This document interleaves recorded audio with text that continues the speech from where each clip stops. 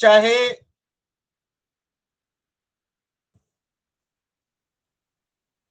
आपके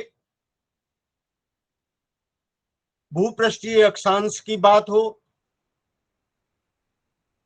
या लंकोदय से सोदय बनाने की बात हो या पलभा की बात हो, ये सारी गणितें आपको अपने स्थान के लिए एक बार करने पर हमेशा के लिए अस्थायी हो जाती हैं। ये नहीं है कि आप जितनी बार लग्न गणित कर रहे हैं उतनी बार आपको भूपृष्ठीय अक्षांश को निकालना पड़े या पलभा को जानना पड़े या लंकोदय को जानना पड़े या सोदयमानों को जानना पड़े। ये सब एक ही बार की गणितें हैं। तो जब इतनी सारी गणितें एक ही बार की हो गई और वो अस्थायी तौर पर आपके लिए हमेशा के लिए हो गई, तो अब रह क्या गया? तो ये मुझे आज आपको स्पष्ट करना बहुत आवश्यक था कि आप लोग इन सारी गणितों पर पूरा अभ्यास अपना बनाएं और फिर आप देखेंगे कि आपकी गणित बहुत आसानी से आपको सिद्ध हो गई है। अब हम कुछ अन्य बातों पर आपको आज अपना मार्गदर्शन दे रहे हैं। इन कुछ बातों के स्पष्टीकरण मार्गदर्शन के बाद हम आपको आज कुंडली का विषय स्पष्ट कर रहे हैं। कुंडली का बनाना, उसमें ग्रहों को रखना और उनके खगोलिकी से जुड़े हुए अभिप्रायों को समझना, ये आज का विषय रहेगा। बहुत रुचिकर विषय है और यद्यपि अभी कुछ कम ही लोग जुड़ पाए हैं, लेकिन तब तक जब तक कुंडली का विषय आएगा, संभव है कि जितने लोगों ने शिक्षण संस्था को लगातार देखा है, सुना है, समझा है, सीखा है, उतने लोग आ चुके होंगे। तो सबसे पहली बात जो आज हम आपके सामने रख रहे हैं वो है मूल नक्षत्र। आपने देखा होगा स्वामी दयानंद सरस्वती जी के बारे में भी कहा जाता है, उनका मूल नक्षत्र में जन्म हुआ था और तब उस पर भी कुछ बातें जुड़ गई थी। गोस्वामी तुलसीदास जी के बारे में तो सबको परिचित ही है ये बात कि उनका भी जन्म मूल नक्षत्र में हुआ था और उस पर भी बहुत सारी कथा कहानियों की बातें हैं। प्रायः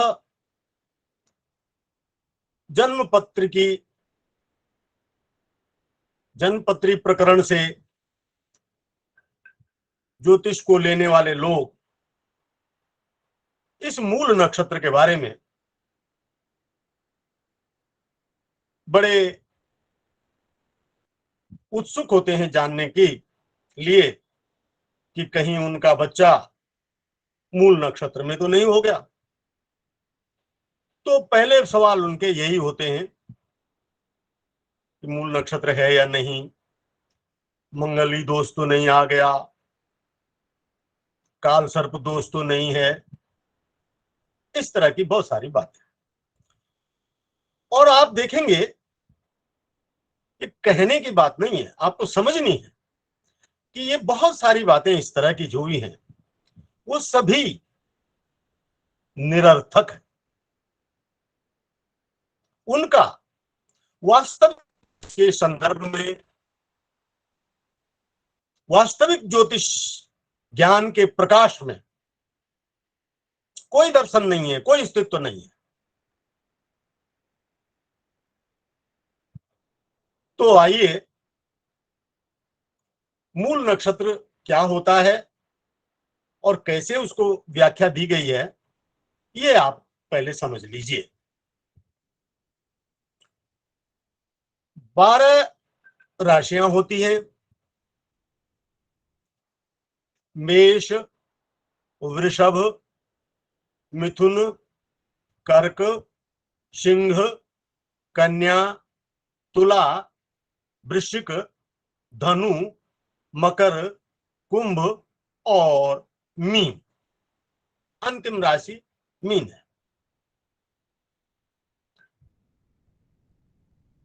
ये जो राशियां हैं और ये राशियों से शुरू होने वाला जो फलित शास्त्र है, उसके बारे में एक बड़ी रंजक बात, बहुत अच्छी आपको ये बता दूं कि ये वेदांग ज्योतिष है। ये ज्योतिष का पहला व्याख्यात्मक शास्त्र है। और आपको आश्चर्य होगा जानकर के, ये लगध मुनि का लिखा हुआ वेदांग ज्योतिष है। इसमें राशियों के नाम ही नहीं है। ये जो मेष, वृषभ आदि जो आपको राशियां भी गिनी है, ये वेदांग ज्योतिष में इनका उल्लेख ही नहीं है, भूले से भी जिक्र नहीं है। और ना नक्षत्र विभाजन में इनकी सीमाएं हैं। अब जब उल्लेख ही नहीं है तो तब सीमाओं का भी प्रश्न नहीं उठता। ये बात आपके संज्ञान में बनी रहनी चाहिए। फिर भी चूंकि मुझे आपको मूल का आशय स्पष्ट करना है और ये जानना है, ये आपको जनाना है, आपको ये मार्गदर्शन है मेरा कि आप इस तथ्य को स्वयं भी स्पष्ट रूप से समझ जाएं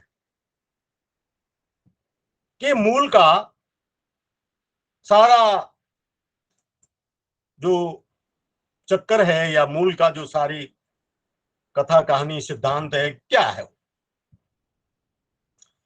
तो जो फलित शास्त्र है उसमें नक्षत्रों को राशियों से स्थिर करके लिया गया है। मतलब जिस राशि के जो नक्षत्र हैं हमेशा वही रहेंगे। और यही बात सिद्धांत से हटकर है। सही बात यह है कि कोई भी नक्षत्र किसी भी राशि से एक ही संबंध के अनुसार जुड़ा हुआ नहीं रह सकता और न है। उदाहरण के लिए अश्विनी, भरणी और कृत्तिका मेष राशि में इनको गिना गया है। और कैसे गिना गया है कि एक नक्षत्र के 4 भाग यानी 4 चरण कहे गए हैं। अश्विनी नक्षत्र के 4 चरण, भरणी के 4 चरण और कृत्तिका नक्षत्र का 1 चरण। 4 और 4 8 और 1 9। ये 9 चरण से मेष राशि पूरी होती है। तो मेष राशि अश्विनी से शुरू होती है। फलित शास्त्र में ऐसा लिया गया है। सत्यता इसके विपरीत है, वो अब बाद में बात कहेंगे। वृषभ राशि आप ध्यान से देखेंगे, समझें इस बात को कि पहली राशि आपकी अश्विनी, भरणी और कृतिका के एक चरण में पूरी हो गई। अब जो बाकी बचे कृतिका के 3 चरण, वो 3 चरण आपके वृषभ राशि में आ गए। तो कृतिका के 3 चरण, रोहिणी के 4 चरण, 4 और 3 7, और मृगशीर्ष नक्षत्र के 2 चरण, ये मिलकर के 9 चरण पूरे हुए वृषभ राशि। अब मृगशीर्ष नक्षत्र के 2 चरण बच गए, तो वो बाकी बचे जो 2 चरण हैं, वो 2 चरण मृगशीर्ष नक्षत्र के, फिर 4 चरण आर्द्रा के और 3 चरण आश्लेषा के।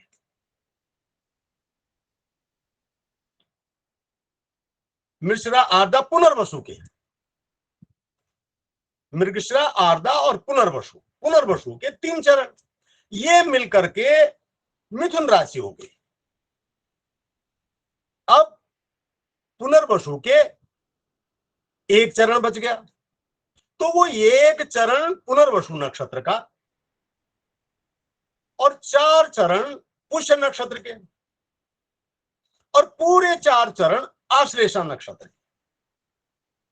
ये आपकी कर्क राशि पूरी हो गई। अब यहां पर आप देख रहे हैं कि जो मेष राशि थी वो अश्विनी नक्षत्र से शुरू हुई, और जो कर्क राशि है ये आश्लेषा नक्षत्र पे संपूर्ण हुई। यानी अश्विनी और आश्लेषा नक्षत्र वो हैं जिनके चरणों का विभाजन नहीं हुआ है, और वो राशि को जोड़ भी रहे हैं और राशि को समाप्त भी कर रहे हैं। इसी तरह से एक नक्षत्र है जो पूरी तौर से सिंह में को शुरू करता है, सिंह राशि को, वो है मघा। अब आश्लेषा कर्क में खत्म हो गई, तो मघा सारा जो है, मघा वो है सिंह राशि में आएगा। तो मघा के 4 चरण और पूर्वा फाल्गुन के 4 चरण और उत्तरा फाल्गुन का 1 चरण, तो ये फिर 9 चरण जो है सिंह के हो गए। अब ये नक्षत्रों को, खंडों को जोड़ने की बात यहीं पर करें, इतनी ही करेंगे, क्योंकि यही तरीका है पूरे 27 नक्षत्रों तक पहुंचने का, और 12 राशियों तक 27 नक्षत्रों को विभाजित करने का यही तरीका है। हमें आपको ये कहना है कि जो नक्षत्र राशियों को शुरू करता हो, जैसे मेष राशि को अश्विनी ने शुरू करा, और जो नक्षत्र राशि को खत्म करता हो, पूरी करता हो, जैसे कर्क राशि आश्लेषा पूरी कर रहा है, और मघा जो है वो सिंह नक्षत्र को सिंह राशि को शुरू कर रहा है। ऐसे ही अगली राशि जो है वो है वृश्चिक और धनु। ज्येष्ठा नक्षत्र वृश्चिक को पूरा करता है और मूल नक्षत्र धनु राशि को शुरू करता है, और फिर अंतिम राशि मीन बचती है। मीन राशि को पूरा करने वाला नक्षत्र रेवती है, और मेष को शुरू करने वाला अश्विनी तो आप देख ही चुके हैं, समझ ही चुके हैं। तो अब आप ये समझिए कि अश्विनी मेष को शुरू करने वाला, आश्लेषा कर्क को समाप्त करने, पूरी करने वाला, मघा सिंह को शुरू करने वाला, ज्येष्ठा वृश्चिक को पूरा करने वाला, मूल धनु राशि को शुरू करने वाला, रेवती मीन राशि को पूरा करने वाला, ये जो नक्षत्र हैं कुल मिलाकर के अश्विनी और आश्लेषा, मघा, ज्येष्ठा और मूल और रेवती, ये जो 6 नक्षत्र हैं, ये नक्षत्र मूल कहलाते हैं, गंड मूल, जोड़ने वाली मूल ग्रंथियां। और इनके नाम से फिर कि अगर पहले चरण में है तो ये दोष, और दूसरे चरण में तो है ये दोष, और तीसरे चरण में है दोष। मैं चाहता हूं कि आप आज जो मुझे सुन रहे हैं, समझ रहे हैं, उनको और उनके माध्यम से एक ऐसा वक्त आए कि पूरे भारत में पता हो जाए कि मूल नक्षत्रों का जो बवाल है ये सिद्धांतहीन है, इसका कोई सिद्धांत नहीं। अब आप नहीं है सिद्धांत, आप ही तो कह रहे होगे जो नक्षत्र जोड़ रहा है, राशि को शुरू कर रहा है और समाप्त कर रहा है, तो फिर तो ये तो सिद्धांत हो गया। नहीं, ये नहीं हुआ सिद्धांत। अब देखिए आप, ये आपका पंचांग है, और आप में से बहुत लोगों के पास पंचांग पहुंच गया है। इसमें हमने ये नक्षत्रों का विस्तार दिया हुआ है पेज नंबर 43 पर। सारे नक्षत्रों को दिया हुआ है। ये जो मूल की समस्या आती है, अश्विनी से मेष का शुरू होना, आश्लेषा पे कर्क का शुरू खत्म होना, ये तब आती है जब आप काल्पनिक तौर से नक्षत्रों को लेते हैं। काल्पनिक तौर से नक्षत्रों के आपने सारे नक्षत्रों 360 का भाग देके 27 का, और 27 का एक नक्षत्र 20 कला का बना के, और सारे नक्षत्रों को आपने 13 अंश 20 कला, 13 गुणा गया 60 बराबर 780, और प्लस 20 यानी 800 कला का आपने हर एक नक्षत्र ले दिया। लेकिन जब आपके सामने वास्तविक ज्ञान रखा गया, तो इस ज्ञान से आपको ये दिखा कि एक भी नक्षत्र 13 अंश 20 कला का नहीं है, और जो नक्षत्र हैं वो आपस में समान है ही नहीं। कोई भी नक्षत्र समान नहीं है। आप देखेंगे, ये मैं आपको पहले भी बता चुका हूं नक्षत्र तालिका, कि पूर्वा भाद्रपद सबसे पहला नक्षत्र है। अब देखिए, पहली गलती तो यही हो गई, वो कह रहे हैं अश्विनी है, वेद में कृतिका दिया हुआ है, महाभारत में श्रवण है, आज आपको पूर्वा भाद्रपद दिया हुआ है।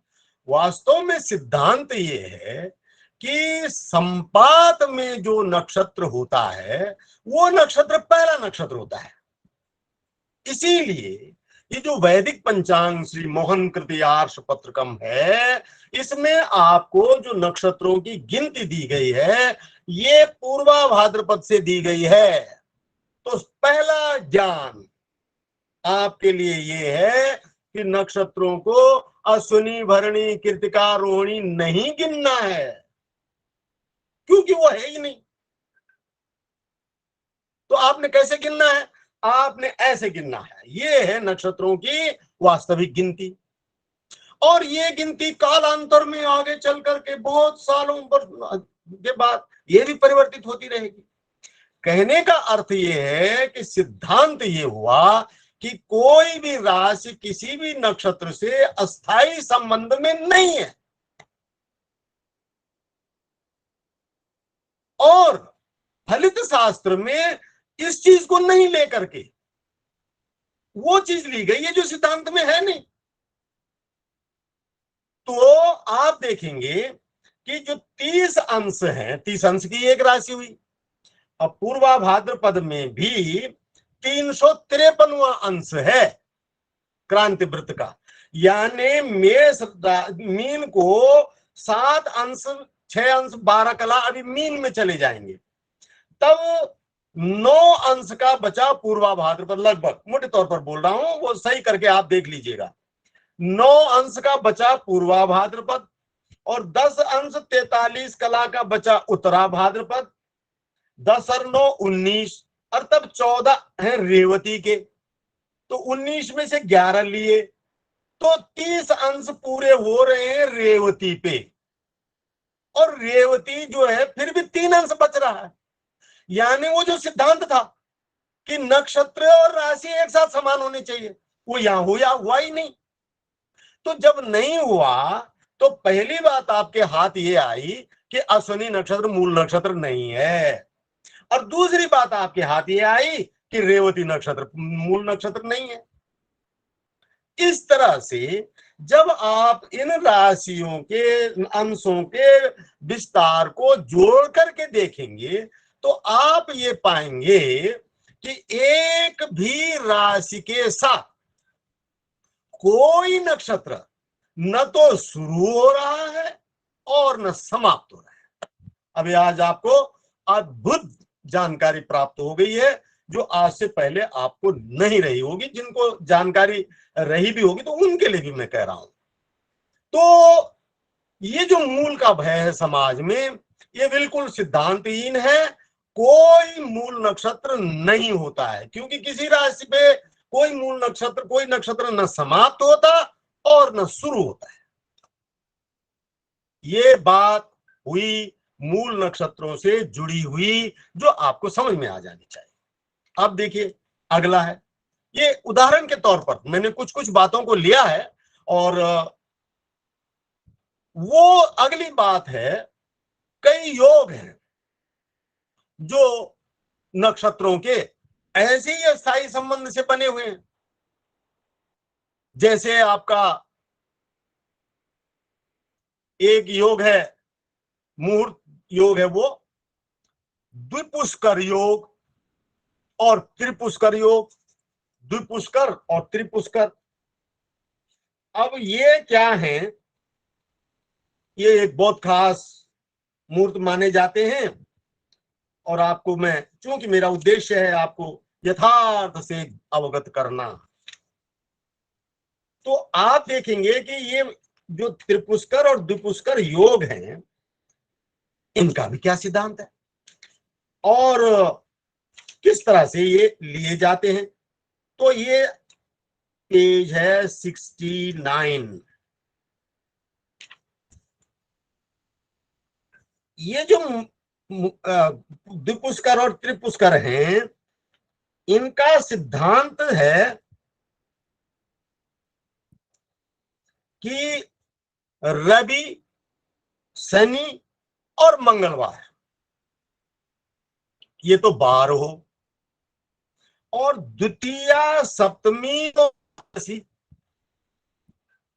ये तिथियां हो, और कृत्तिका, पुनर्वसु, उत्तरा फाल्गुनी, विशाखा, उत्तराषाढ़, पूर्वा भाद्रपद आदि ये नक्षत्र हो। अरे पता कौन नक्षत्र है, इसको समझना जरूरी कि ये नक्षत्र कौन से लिए गए।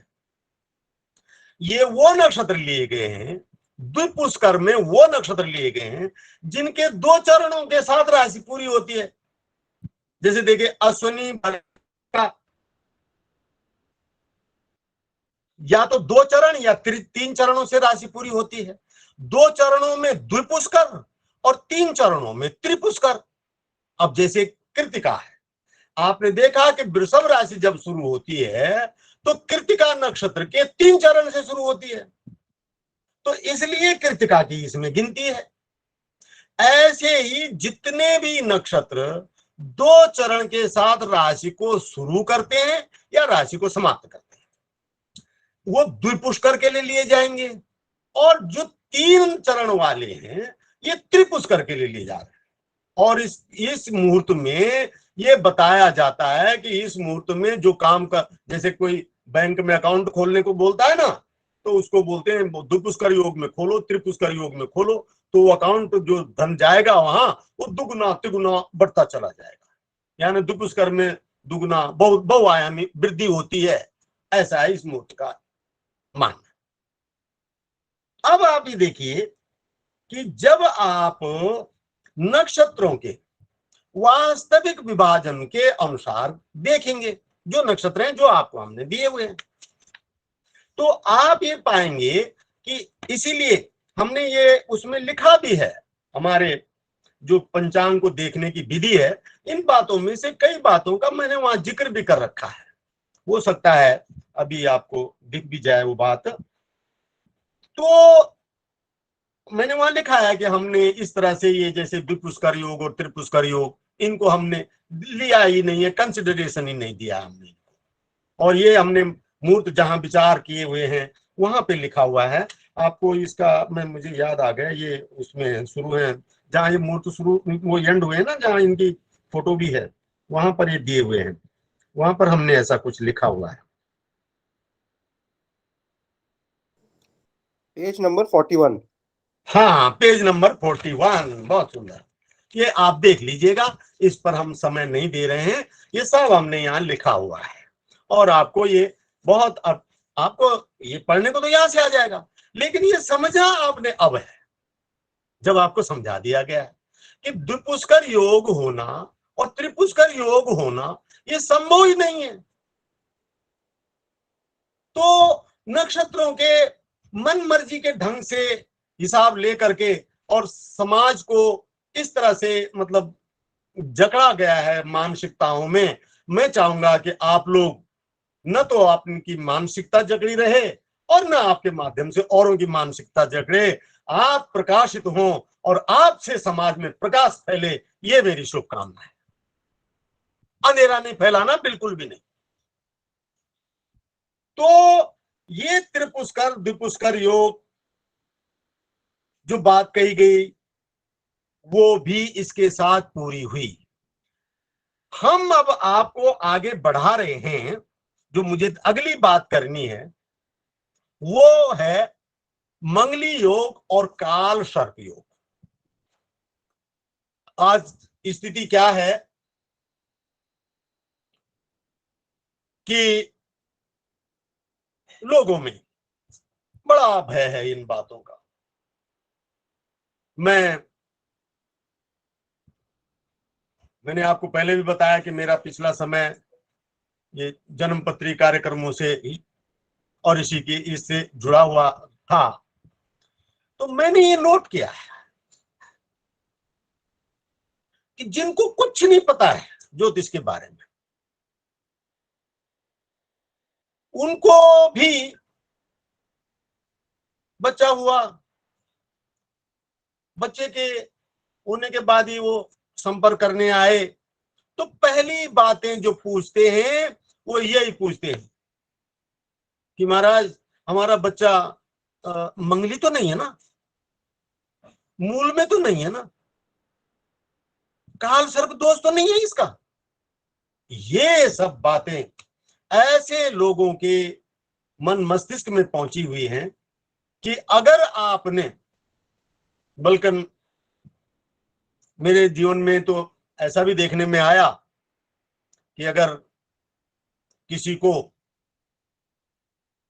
वो कहना था, शुरू करनी थी बात, तो वो राहु से शुरू कर दी और अच्छा खासा जवान आदमी जैसे ही वो राहु की बातें शुरू करी उनकी पत्रिका से, वो धड़ाम से गिर पड़े हुए। इतना सुन के ही उनको इतना बड़ा दुख हुआ, इतना ज्यादा भय इन चीजों का पहुंचा हुआ है, बड़ा कष्ट होता है इन बातों से। सच्चाई ये है कि ये जो काल सर्पयोग, और ये मैं नहीं कह रहा हूं, डॉक्टर बी को मैं लाया नहीं हूं इस समय, किताब हो यहां पर, मैं आपको उसको पढ़ के ही सुना देता तो शायद और अच्छा होता। कोई बात, आप देख लीजिए। डॉक्टर वी रमन, ये दक्षिण भारत के बड़े विद्वान और बड़े आदरणीय व्यक्तित्व हुए हैं। उन्होंने ज्योतिष में बड़ा काम किया है। दक्षिण भारत में तो उनको आधुनिक वराह मिहिर भी कहा जाता है। एक प्रसिद्ध एस्ट्रोलॉजिकल मैगजीन आती थी, उसके वो संपादक थे। हालांकि वो भी फलित ज्योतिष से ही जुड़े हुए थे, मैं उनको इस बात से अलग करके नहीं देख रहा हूं, लेकिन उन्होंने गणित ज्ञान को बड़ा विस्तार दिया है और कई जगह तथ्यों को बड़ा स्पष्ट रखा है। उदाहरण के लिए काल सर्प योग पर उन्होंने स्पष्ट लिखा है कि ये जो काल सर्प योग है ये एक नया उत्पादन है। ये बहुत पहले के, या हम प्रमाण ग्रंथ जिनको कह सकें, उनमें कहीं भी इस योग का जिक्र नहीं है। आज स्थिति बड़ी भयंकर है। और इतनी ज्यादा ये घर कर रही है लोगों में, इतना ज्यादा भय विस्तारण है इसके माध्यम से समाज में कि लोग क्या नहीं कर रहे हैं इसके लिए। मैं समय जरा थोड़ा अलग बात में निकल जाएगा, एक बात आ रही थी मन में कहने की, पर उसका लबो लबाब आपको ये बता दूं कि अगर आप किसी अच्छे खासे पढ़े लिखे व्यक्ति को भी, मैं वो बात नहीं कह रहा हूं, सीधे आशय पे आ रहा हूं कि अच्छे खासे पढ़े लिखे व्यक्ति को भी अगर आप ये बताएं, और उसको ये भी पता है कि आप एक विद्वान ज्योतिषी हैं, आप ज्योतिष के ज्ञाता हैं, सब कुछ पता है उस पढ़े लिखे व्यक्ति को, आप उसको समझाइए, वो थ्योरेटिकली समझ जाएगा कि हाँ ठीक है ऐसा है, लेकिन वो जैसे ही आपके पास से निकलेगा तो उसके मन में अलग अलग विचार पैदा होंगे और वो उसकी कुंडली में जो काल सर्प बताया गया है बस उसी पर आकर के केंद्रित होगा, और जब तक वो उसके शांति का उपाय नहीं कर लेगा, जो भी वो जितना महंगा हो, चाहे उसके लिए वो त्र्यंबकेश्वर जाना पड़े, कहीं जाना पड़े, सारा सब कुछ करना पड़े, वो सब करेगा। ये स्थिति हो गई है समाज में। लेकिन मैं आपको ये स्पष्ट कर रहा हूं कि कोई भी व्यक्ति अगर उसको किसी ने बताया या कहीं पर कोई ऐसा मौका आता है तो आप उन्हें जरूर स्पष्ट करें कि ये काल सर्प योग जो है ये शास्त्रीय तौर पर चर्चित योग नहीं है, कहीं इसकी चर्चा नहीं है। ये पिछले 20-25 सालों का एक ताजा उत्पादन है और डॉक्टर वीवी रमन की एक पुस्तक है 300 इंपॉर्टेंट कॉम्बिनेशंस, किताब का नाम है 300 इंपॉर्टेंट कॉम्बिनेशंस। आप उस किताब में, वहां उन्होंने बड़ा अच्छा जिक्र किया है इसका, बहुत अच्छे ढंग से पूरा दिया है।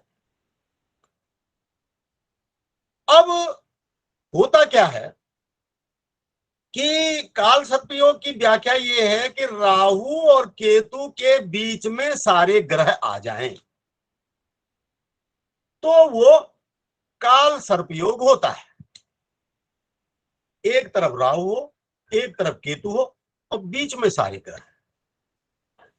इसके बारे में जो डॉक्टर रमन ने स्पष्टीकरण दिए हैं, वहां उन्होंने 5 और कंडीशंस ऐसी दी हुई हैं जिसके आधार पर ये काल सर्प योग अगर ये माना जाए होता भी है तो आपको ये बता दूं मुश्किल से 1% या 2% लोगों तक सीमित होकर रह जाता है। अब ये बताइए कि जिसमें 2% 1% का कवरेज हो उसमें हमारी 100% जनता भयभीत हो रही हो, ये कितनी बड़ी चिंता की बात है। उदाहरण के लिए जो बिंदु उन्होंने गिने हैं उसमें उन्होंने ये दिया है कि ऐसे चांसेस कब कब आ सकते हैं जब तो राहु केतु के बीच में ही सारे ग्रह हों, पता लगा हो तो बहुत ही कम चांस है, कई कई सालों में नहीं आने वाले चांस हैं। उसमें ये होना चाहिए कि सारे ग्रह वो राहु केतु अलग हो जाए और बीच में सारे ग्रह आ जाएं। अब इसमें ऐसा नहीं होना चाहिए। अगर राहु और केतु अगर किसी ग्रह के साथ आ गए, एक ग्रह के साथ भी अगर उनके साथ एक भी ग्रह है और तब बाकी ग्रह बीच में, तो वो भी कंडीशन नहीं है। इस तरह से बहुत सारे अपवाद उन्होंने दिए हैं और उन अपवादों के बाद ये पता लगा कि 1% 2% भी लोग उसमें नहीं आ रहे हैं। अब उसके बाद जब उन 1% और 2% लोगों का, मैं उनका नाम नहीं ले रहा हूं क्योंकि मैंने उनसे इजाजत नहीं ली हुई है और किसी को अपना नाम इन बातों में सुनना पसंद भी है कि नहीं पसंद भी है, इसलिए मैं उनका नाम नहीं ले रहा हूं। ऐतिहासिक हस्तियां हैं, ऐसा नहीं कि छोटी मोटी हैं, बड़ी ऐतिहासिक हस्तियां हैं, वो भारत प्रसिद्ध हैं। ऐसे लोग भी हैं जिनकी कुंडली में काल सर्प योग है और उनके जीवन में कुछ भी नहीं हुआ ऐसा, अपितु वो इतने हाई उसमें है कि आज वो प्रसिद्ध हैं और बहुत उनका वो लाखों नहीं करोड़ों में एक है, ऐसे भी लोग हैं। तो ये दूसरी बात थी जो मुझे आप तीसरी बात जो मुझे आपको स्पष्ट करनी थी, समाज में इस बात के भय को हटाएं। ये काल सर्प योग ये सिर्फ मानसिकता का योग है, ये खोपड़ी का योग है, ये कुंडली का योग नहीं है। ऐसे ही एक और है मंगली दोष, वही हाल इस योग का भी है। लोग परेशान हैं, कई बेटियों के ब्याह नहीं जुड़ रहे हैं, सारी बातें हो जाती हैं। एक बड़ा प्रकोप ये भी है कि आप कितनी भी उनको विश्लेषण दीजिए, ग्रंथ भी दिखा लीजिए खोल करके, ग्रहों की गणित सारी समझा लीजिए, लेकिन अगर उनके घर के ज्योतिषी ने उनको बताया हुआ है, और जबकि मैंने आपको एक अपने वक्तव्य में बात कही थी कि दुर्भाग्य से ज्योतिष को सही तरीके से जानने समझने वाले लोग समाज में उपलब्ध नहीं है। जो बड़े बड़े विद्वान ज्योतिष को विस्तार और सभी प्रकार से समझने वाले लोग हैं, वो आम जनता के लिए उपलब्ध नहीं है। आम जनता तक जिनकी उपलब्धि है वो इन्हीं बातों तक सीमित है, ये काल सर्प मंगली मूल और ये इन्हीं बातों तक सीमित है, उनका भाई इतना ही देखना है उसको। तो ये जो मंगली दोष है इसका भी बहुत बड़ा भय समाज में व्याप्त है। आपसे हो सके तो आप भी इसका ज्ञान हासिल करें और समाज को निर्भयता प्रदान करें। अभयम जनम अभयम देयम परम किम अभयम जनस्य, ये नीति वचन है। इस संसार में देने लायक क्या है? अरे कुछ नहीं है तो कम से कम अभयदान ही दे दो। आप किसी बीमार के पास जाते हो तो बोलते हो ना वहां पे, चिंता मत करो, आप कुछ नहीं होता, अरे आपका कुछ नहीं होना, देखना आप 2-4 दिन में सही हो जाए। आप डॉक्टर भी नहीं है, कुछ भी नहीं है, ना रोग के बारे में जानते हैं ना रोगी के बारे में जानते हैं, लेकिन इस नीति वचन के तहत आप सही काम कर रहे हैं। आपने उसको बोला नहीं नहीं तुम घबराओ नहीं, तो देयम परम किम यभयम जनस्य, संसार में जो अभय दान देना है ये बहुत बड़ा दान है। तो मंगली योग के बारे में देखिए, कुंडली में 12 घर होते हैं, ये आपने देखा। 30-30 अंश के घर हैं, 360 का वृत्त है, उसको चित्रित किया जाता है। तो वो 12 खाने, 12 कॉलम, 12 वर्ग, 12 कोठे, जो भी आप भाषा समझने की वो उसे समझ लीजिए, वो 12 बनाए। तो उनमें से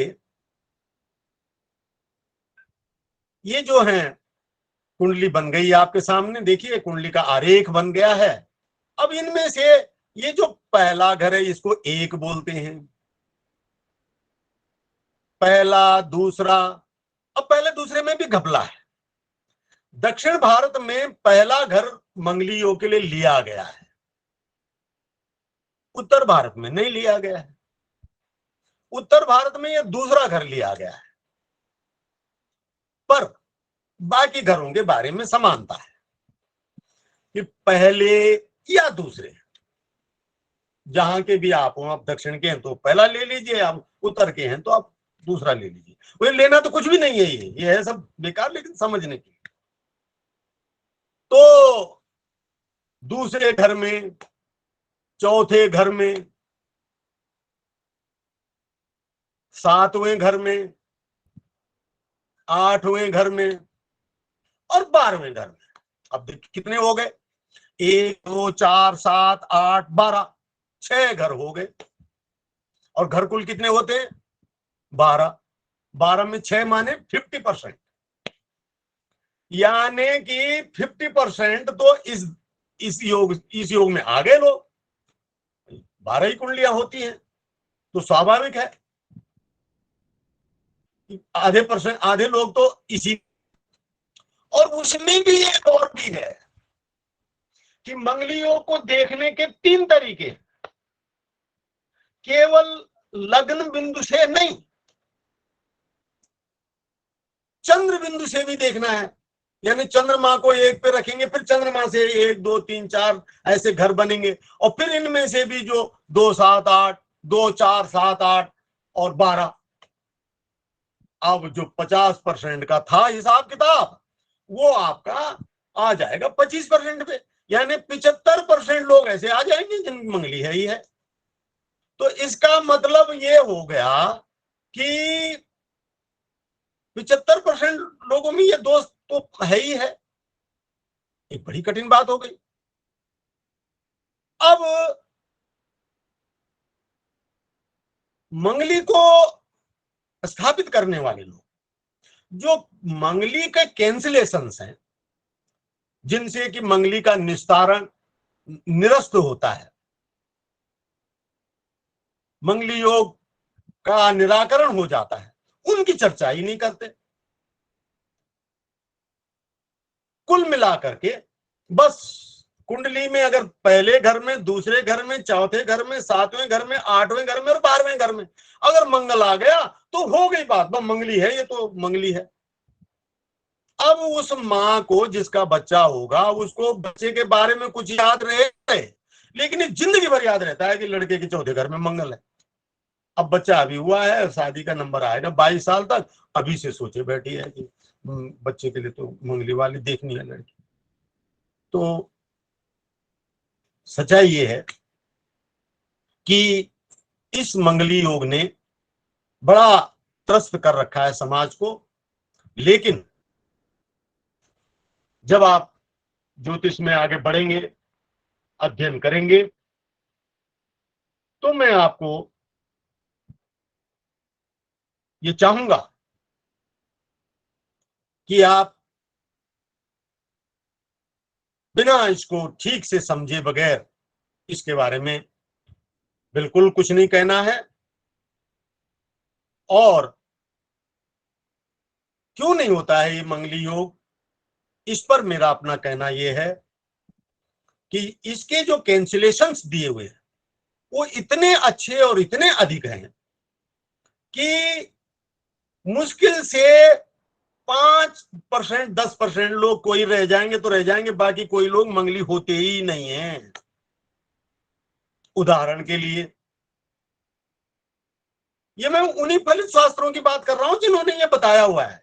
इसमें सिद्धांत की बात तो अभी कुछ है ही नहीं, सिद्धांत में तो कहीं है ही नहीं, ये बात है ही नहीं। लेकिन मैं उन फलित शास्त्रों की बात बता रहा हूं जिन फलित शास्त्रों से ये तमाम जनता को हैंडल किया जा रहा है, उनमें भी ये दिया हुआ है कि अगर कई कंडीशनें हैं, वो उदाहरण के लिए कुंभ राशि में और सिंह राशि में अगर मंगल हो तो वो मंगली दोष नहीं करता। कुंभ राशि और सिंह राशि में कहीं हो तो मंगली योग नहीं करता। अगर वो बृहस्पति से केंद्र में हो तो वो मंगली दोष नहीं होता।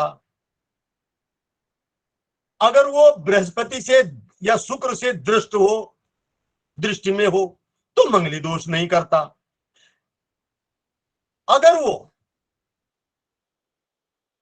शुभ ग्रहों से, शुभ कर्तर योग होता है एक, शुभ ग्रहों के बीच में हो। मैं आपको फलित ज्योतिष नहीं पढ़ा रहा हूं, मैं जनता का भला करने के लिए, आपकी दृष्टि को उज्जवल करने के लिए आपको ये समझा रहा हूं कि ये मंगली दोष का जो चक्कर है, ये एक भय विस्तारण का एक बहुत बड़ा प्रोजेक्ट है। और इस प्रोजेक्ट को ध्वस्त करना है।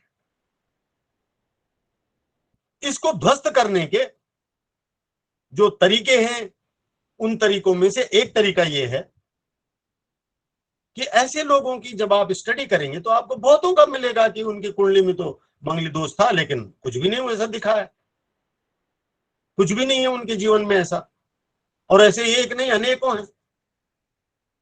तो जब वो मंगल शुभ कर्तरी में हो, शुभ ग्रहों के, कोई भी ग्रह दो शुभ ग्रहों के बीच में होता तो शुभ कर्तरी होता है, और जो दो पाप ग्रहों के बीच में होता है उसे पाप कर्तरी कहते हैं।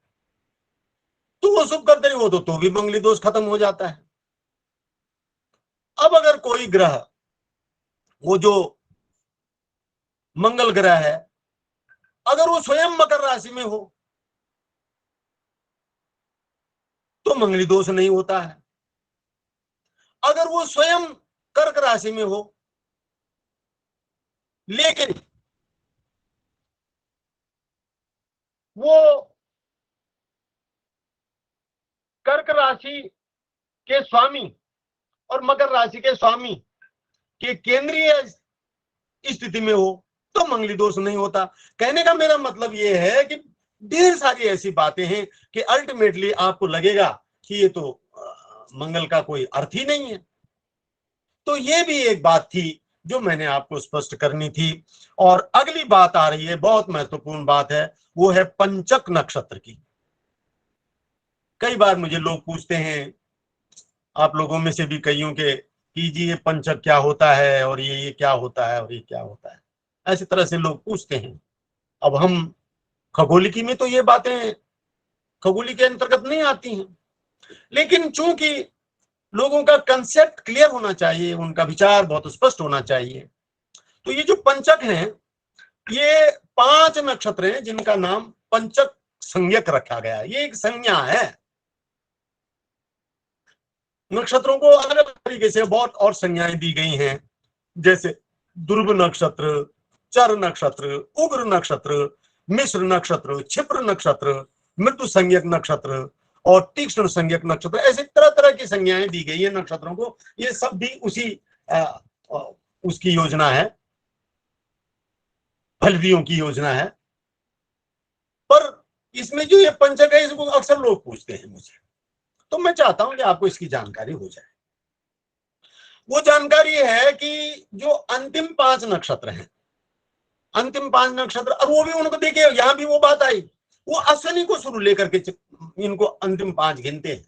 अगर आप पूर्वा भाद्रपद से गिनेंगे तो तब थोड़ी अंतिम 5 आएंगे, वो इसको गिनते अश्विनी से। और ये अंतिम जो ये 5 हैं, ये अंतिम 5 कब होंगे? धनिष्ठा, श्रवण, धनिष्ठा, शतभिषा, पूर्वा भाद्रपद, उत्तरा भाद्रपद और रेवती, ये 5 नक्षत्र हैं। श्रवण नहीं बेटा, श्रवण नहीं, धनिष्ठा, शतभिषा, पूर्वा भाद्रपद, उत्तरा भाद्रपद और रेवती, भाद्रपद और रेवती, ये 5 नक्षत्र हैं। और इन 5 नक्षत्रों को कुछ अन्य कार्य हैं जिनके लिए अशुभ माना गया है। इसके पीछे जो धारणा है वो ये धारणा है कि ये अंत के प्रतीक माने गए हैं, ये एंडिंग जोन के हैं ये नक्षत्र, इसलिए इनके साथ में वो अंत का शब्द, अंत का भाव जुड़ा हुआ है। जैसे आपने देखा होगा कि होली वर्ष का अंतिम त्योहार है, तो होली के साथ भी ये जुड़ा हुआ है कि होली जो है वो कोई नए घर में शुरू में होली का त्योहार नहीं खेलते हैं, होली नजदीक में हो तो होली तक रुक जाते हैं, तब उसके बाद जाते हैं उसमें। जो नई शादी है दुल्हन, तो वो पहली होली पे वहां नहीं रहती है।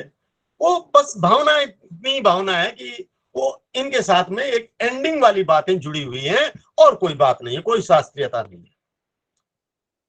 अगर आपकी भावना में ये बात नहीं है तो आपके लिए इन चीजों का मूल्य कुछ नहीं है। अब ये 5 नक्षत्र धनिष्ठा से शुरू होते हैं, यानी श्रवण नक्षत्र जैसे ही समाप्त हो जाता है और मैं बताऊं कि जब लोगों ने हमसे ये कहा कि इन बातों की जानकारी तो देनी चाहिए, तो हमने भी अपने पंचांग में दे रखा है कि पंचक कब शुरू हो रहा है, पंचक कब समाप्त हो रहा है, ये हमारे पंचांग में भी दिए हुए हैं। लेकिन स्पष्ट बात यह है कि पहली बात तो यह है कि धनिष्ठा और रेवती ये अंतिम नक्षत्र है ही नहीं। अब सीधी सी बात है, जब जब पूर्वा भाद्रपद से नक्षत्र शुरू हो जाएंगे, तो आप देखिए ये हमने आपको दिए हैं 43 नंबर पेज पे,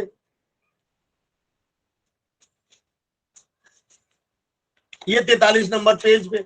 अब इसमें अंतिम नक्षत्र कौन है? इसमें अंतिम नक्षत्र तो ये है उत्तराषाढ़ से, उत्तराषाढ़ से अंतिम नक्षत्र 43 नंबर पेज पे, तो इनको होना चाहिए। आगे जब पूर्वा भाद्रपद पहला नक्षत्र नहीं रहेगा तब ये बदल जाएगा।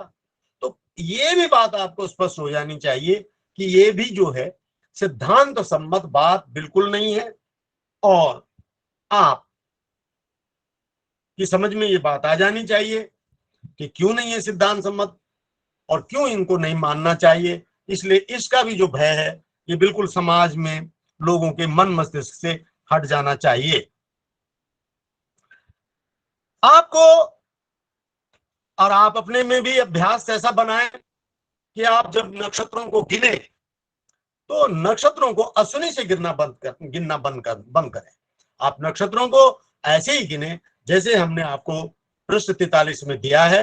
और ये जो पूर्वा भाद्रपद नक्षत्र है, ये पूर्वा भाद्रपद नक्षत्र कैसे है पहले ये आपको थोड़ा समझना है।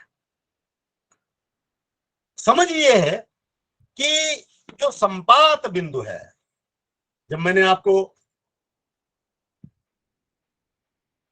पंचांग की शुरुआती बातें बताई थी तो आपको ये स्पष्ट किया था कि संपात बिंदु जो है वो हमारा पंचांगी गणना का केंद्र बिंदु है, शुरुआती बिंदु है।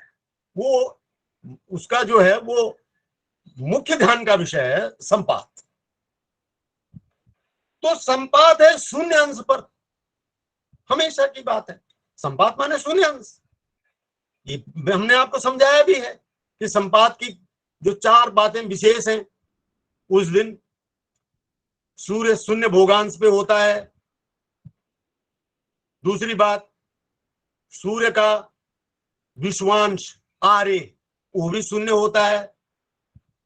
तीसरा, सूर्य की क्रांति वो भी शून्य होती है। और चौथा कि उस दिन जो दिन और रात है ये बराबर होती है। ये 4 बातें संपात के बारे में हमने बताई थी। तो जहां पर ये सूर्य का शून्य भोगांश होता है, तो शून्य भोगांश का मतलब है कि वो स्टार्टिंग पॉइंट है, क्रांति बिंदु वहीं से शुरू हो रहा है। और बहुत महत्व की बात आपको ये कहने जा रहा हूं, क्योंकि आपको अब आगे जब आप चलेंगे तो आपको 2 शब्द बहुत ज्यादा सुनाई पड़ेंगे ज्योतिष के बारे में, बड़ी चर्चा है। एक शब्द है निरयन और एक है सायन। तो निरयन निर प्लस अयन, निर र हलंत प्लस अयन तो हो गया निरयन। सायन स प्लस अयन तो हो गया सायन। अब आप देख रहे हैं कि इसमें जो अयन शब्द है ये दोनों में संयुक्त है, कॉमन है, लेकिन एक अयन को इग्नोर कर रहा है, निर कर रहा है, उसको निरस्त कर रहा है, नहीं लेता मैं उसको मानता नहीं, और एक उसको लेके चल रहा है। अब आप ही बताइए, एक साधारण सी सोच की बात है कि जो चीज है, अयन एक वास्तविकता है, एक खगोलिकी की एक घटना है, स्थिति विशेष है, आप उसे नकार नहीं सकते हैं। तो जो उसको नकारता है वो निरयन व्यवस्था है, और जो उसको लेकर चलता है उसको सायन व्यवस्था कहते हैं। तो इस पंचांग में जो ग्रहों की स्थिति दी गई है वो इसी सायन से के वैसे जब आप इसको ठीक समझ जाएंगे ग्रहों की स्थितियों को, तो ये सायन निरयन शब्द दोनों ही आपके लिए निरर्थक हो जाएंगे, आपके लिए अर्थपूर्ण हो जाएगा सिद्धांत। और सिद्धांत क्या है कि बसंत संपात के दिन शून्य होना चाहिए, ये सिद्धांत है। ये वसंत संपात के दिन शून्य भोगांश आयन में होता है, न कि दिंद प्लस अयन में। अब इस अर्थ में ये निरयन सायन शब्द आपको समझ आ गए। इनके लिए हम दृक् सिद्ध शब्द प्रयोग करते हैं। दृक् से सिद्ध, देखने में जो सिद्ध हो रही है बात, जो साफ हो रही है बात, आप इस समय मुझे देख रहे हैं, मैं आपको देख रहा हूं, तो ये दृक् सिद्ध है। जो दिखाई दे रहा है उसे इग्नोर नहीं कर सकते हम। तो ये सिद्धांत हुआ। जिस दिन दिन सबसे बड़ा रात सबसे छोटी, उस दिन उत्तरायण और मकर संक्रांति होनी चाहिए, ये दृक् सिद्ध बात है। जिस दिन रात सबसे बड़ी दिन सबसे छोटा, या दिन सबसे बड़ा रात सबसे छोटी, उस दिन दक्षिणायन होना चाहिए, कर्क संक्रांति होनी चाहिए। सभी शास्त्रों ने इस बात को बहुत स्पष्ट किया है कि दक्षिणायन और कर्क संक्रांति, उत्तरायण और मकर संक्रांति, ये एक ही दिन के नाम है, एक ही घटना के नाम है। आप ब्राह्मण को ले लीजिए, आप सिद्धांत सूर्य सिद्धांत को ले लीजिए, आप विष्णु पुराण को ले लीजिए, और भी शास्त्रकारों ने जहां कही है यही बात कही है। ये एक आवश्यक बात थी जिसके लिए मैंने आपको कहा भी है। ये मैं आपको ये पंचक व्याख्या में ये बीच में मेरे को आपको स्पष्ट करनी थी। इस बात का बहुत बहुत ध्यान रखें। अब ये जो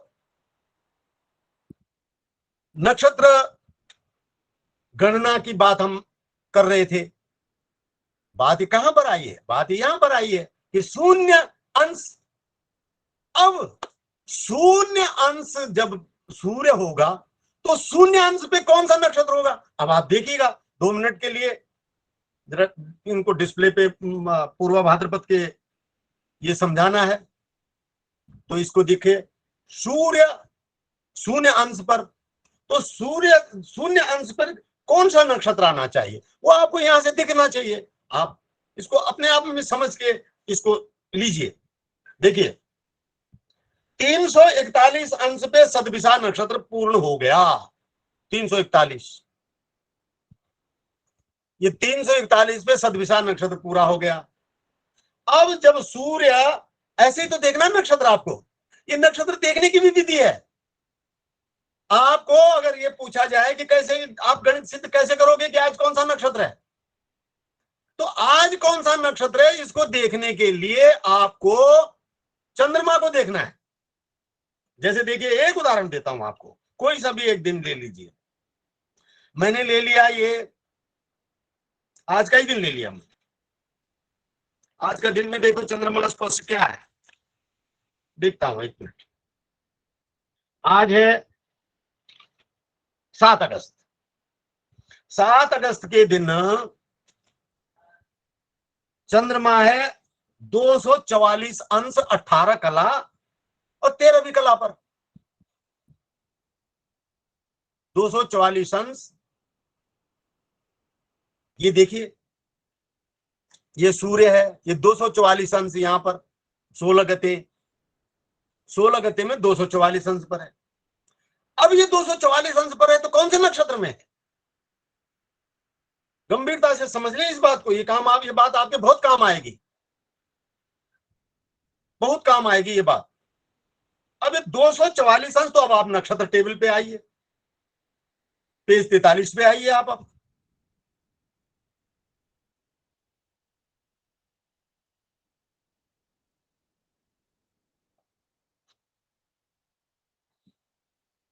244 अंश ढूंढिए कहां है।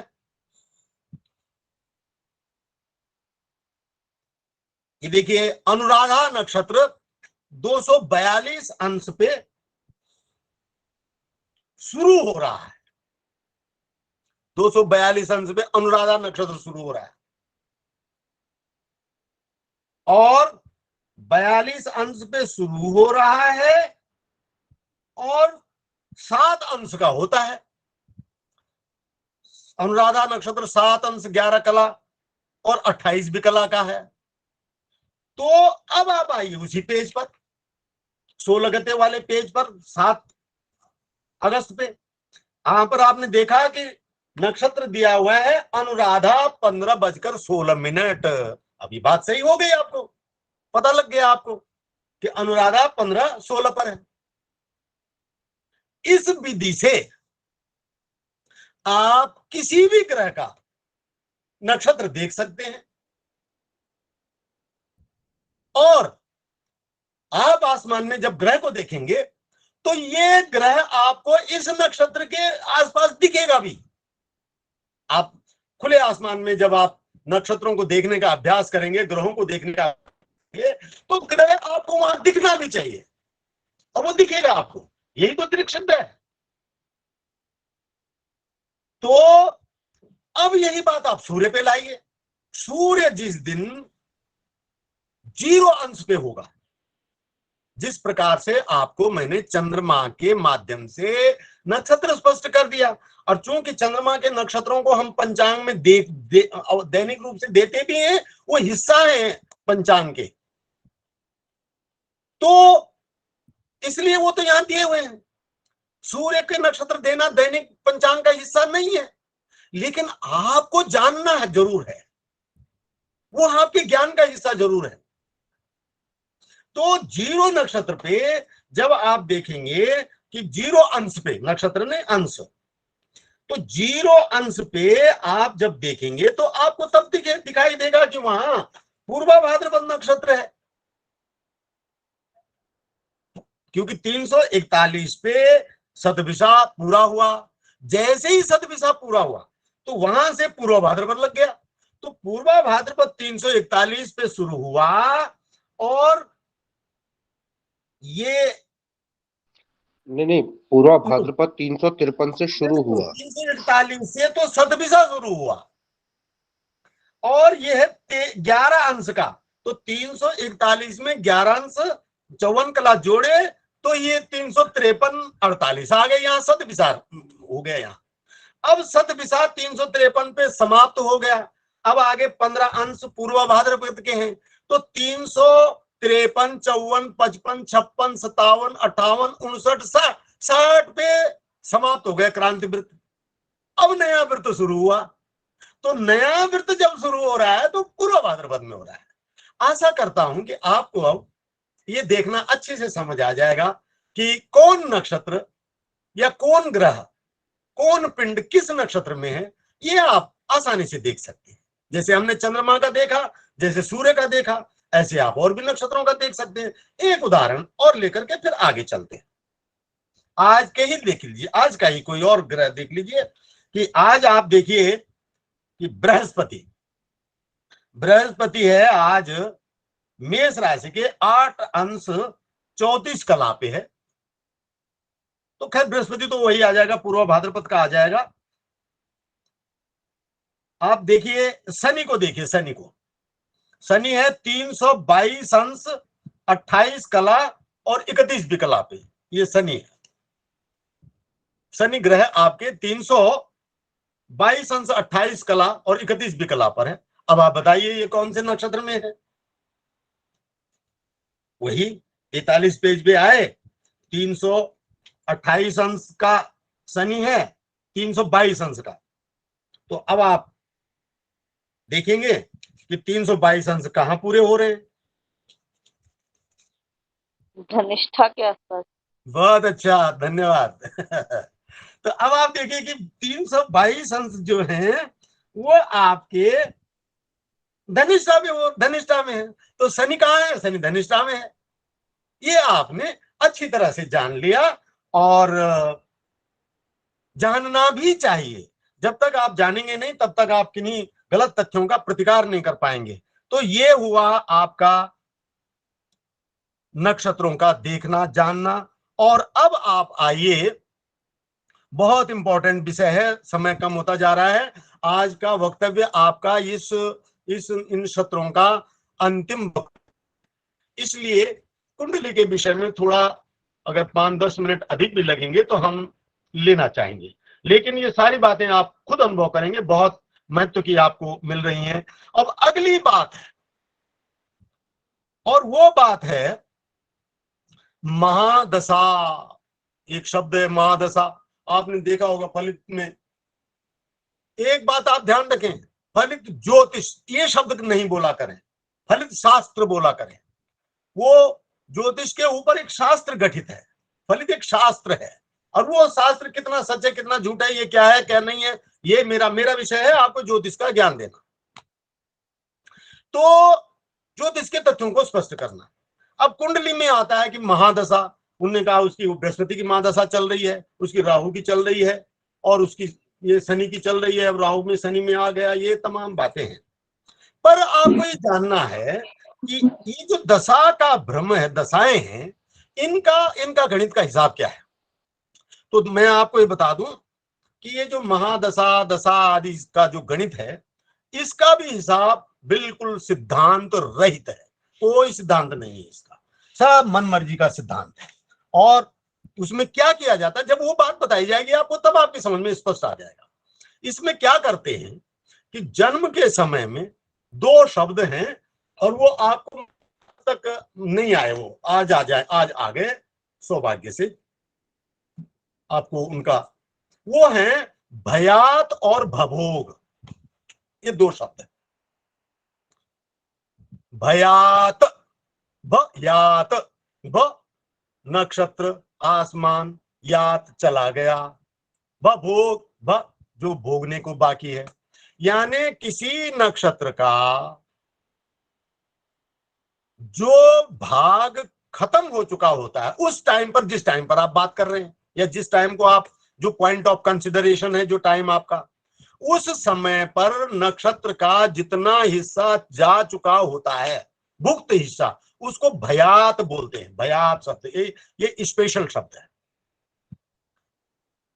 और जो हिस्सा बाकी होता है उसको भभोग बोलते हैं।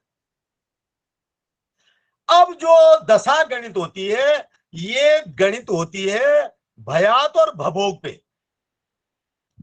आपको ये गणित नहीं करनी है, किसी उसकी नहीं है, पर समझना है कि अश्विनी नक्षत्र है, वो 13 घटी बीत गया, अब वो 47 घटी बचा हुआ है, तो 13 घटी भभोग हो गया। भयात और भभोग, भभोग हो गया कुल मान, और भुक्त हो गया जो जो बीत गया है, ये है। तो जितना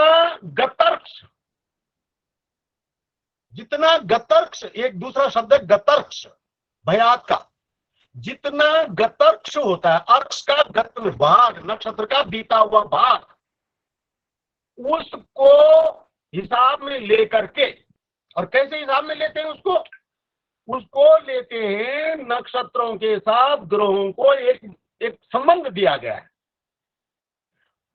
कृत्तिका, और कृत्तिका से सूर्य, रोहिणी से चंद्रमा, मृगशीर्ष से मंगल, इस तरह से है ये।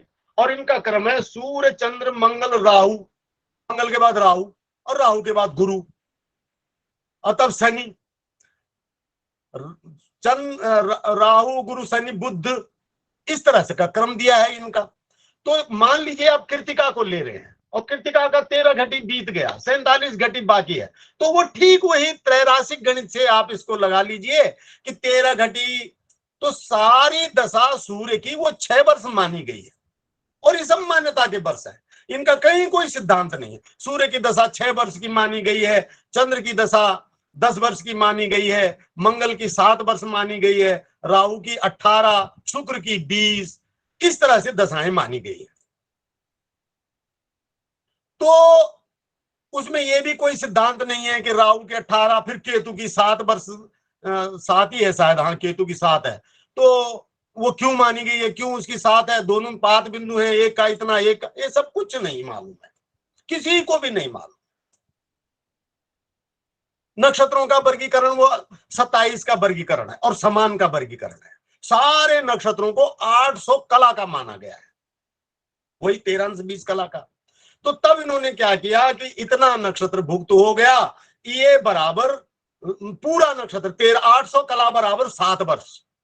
तो अब वो जितना भुक्त नक्षत्र है उतनी कला बराबर कितने वर्ष, अब उतने वर्ष निकल गई भुक्त दशा, तो वो 7 वर्षों में घटा दिया, तो 7 वर्ष में जितना वो घटा के आया वो भुक्त हो गया और बाकी जो बचा वो भोग्य हो गया। अब जन्म तारीख में वो भोग्य को जोड़ देंगे तो इतने सालों तक तो उस बच्चे की या उस पिंड की या उस टाइम की वो केतु दशा रहेगी, सूर्य दशा रहेगी। अब सूर्य के बाद फिर 10 साल बाद 10 साल के लिए चंद्र की दशा, उसके बाद 7 साल के लिए मंगल की दशा, इस तरह से ये चलता चला रहता है। बहुत सारी बातें, इसमें एक बहुत बड़ा व्याख्यान हो सकता है, पर चूंकि मैं उस पर अब ज्यादा नहीं जा रहा हूं, मेरा उद्देश्य आपको ये सिर्फ समझाने का है कि ये जो महादशा दशाएं गणित की जाती हैं, इनका कोई सिद्धांत नहीं है, कोई गणित नहीं है इनका, ये सारा मन मर्जी का वो है, सारा मन मर्जी का है। और वो ये जरूर कहा है कि वो फलाने ने कहा है, उन्होंने कहा है, उन्होंने कहा है, वो तरह तरह के ऋषियों के नाम दे करके, और कैसे कहा है, किस तरह का, इसका कहीं कोई सिद्धांत नहीं है। ये दशाएं जो हैं बिल्कुल अर्वाचीन उत्पादन है, इनका प्राचीन शास्त्रों से कोई संबंध नहीं है। तो ये भी दशाएं, इनका भी कोई हिसाब नहीं है। बस ये मेरे को आपको समझाना था, क्योंकि ये 27 नक्षत्रों पर आधारित है। 27 नक्षत्रों को ग्रहों के विभाजन मन मर्जी से दिए गए हैं, और मन मर्जी के वो नक्षत्रों के भयात और भवों के अनुसार इनकी दशा गणना की गई है, और उन दशा गणनाओं के हिसाब से पूरी लाइफ का विस्तार दिया गया है। ये जो है महादशाओं पर आप न जाएं, और ये चीज जो है लोगों को समझाएं। अब आ गए हम आज के मुख्य विषय पर। इतना टाइम लग गया इन चीजों को समझाने में, और मुझे तो खुशी है कि मैं ये बातें प्रायः, नहीं तो ये कहीं ना कहीं आपको कभी ना कभी किसी तरह की शंकाएं देती, तो अच्छा है ये हो गया। अब आ रहे हैं हम कुंडली पर। कुंडली क्या है? एक बात आपको ये स्पष्ट कर दूं कि कुंडली अपने आप में ढोंग नहीं है। इसका ढोंग ढांग और ये तमाम तरह तरह की बातों से, और ये सब कुछ नहीं जो कुछ लोग ये बोले, कई लोग कुंडली उंडली कुछ नहीं है, ऐसा ये सब कुछ नहीं है, ऐसा नहीं है। कुंडली एक यथार्थ है, एक तरीका है, उसके सिद्धांत है और उसकी समझ है। वो भले ही आधुनिक है लेकिन वो उसका तारतम्य है। तो ये क्या है, पूरे भचक्र को, पूरे जॉडिक को दर्शाने का, एक फ्लैट वे में दर्शाने का एक तरीका बनाया गया है विद्वानों ने, ये जो है। और इसको आप चाहे कैसे भी बनाएं, आप देखिए सीधा सीधा रेखाओं से भी करते हैं, कुछ लोग डिजाइनर रेखाओं से करते हैं, ब्रैकेट बनाते हैं पान के पत्तों की तरह का, वैसे भी ठीक है, ऐसे भी ठीक है। और दक्षिण भारत में एक अलग तरीका बनता है, वो भी हम आपको समझा देंगे। और ये जो है, ये जो तरीका है, इसमें ये जो पहला खाना है, पहला घर है, पहला ब्रैकेट है, या पहला खाना, या पहला कोष्ठ, इसको ज्योतिष में घर भी बोलते हैं और भाव भी बोलते हैं। प्रथम भाव, द्वितीय भाव, तृतीय भाव, चतुर्थ भाव, पंचम भाव, ये भाव भी बोलते हैं, घर भी बोलते हैं। ये जो है स्थिर होता है, यानी पहला भाव हमेशा यही होता है कुंडली का, हमेशा 7वां भाव यही होता है। अब ये जो पहला भाव है, ये क्या है? ये है ईस्टर्न डायरेक्शन। ये उस स्थान का जहां पर आपने बनाई है, उस स्थान की पूर्व दिशा है, और ये है पश्चिम दिशा, ये पूर्व दिशा, ये पश्चिम दिशा, ये मध्याह्न है, ये आसमान है, मध्य है, ये मध्याह्न है, और ये अर्धरात्रि है, ये कालखंड है। तो हम आपको ये कह रहे थे कि कुंडली जो है, ये एक आसमानी ग्रह विस्तार को दर्शाने का एक पुस्तकीय अध्ययन है। आसमानी विस्तार को पुस्तक के रूप में सामने दिखाने का एक विस्तार है, आपके समझने का एक ढंग है। ये ईस्टर्न हॉरिजन, जहां मैंने लग्न में बताया था कि लग्न जहां पूर्वी क्षितिज को जो क्रांति वृत्त का हिस्सा स्पर्श करता है, लगता है, उसको आप लग्न बोलते हैं।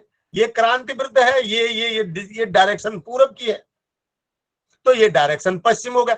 ये जो पश्चिम है ये 7वां घर है, ये आपका पहला घर है, ये आपका चौथा घर है, ये मध्याह्न है और ये मध्यरात्रि है।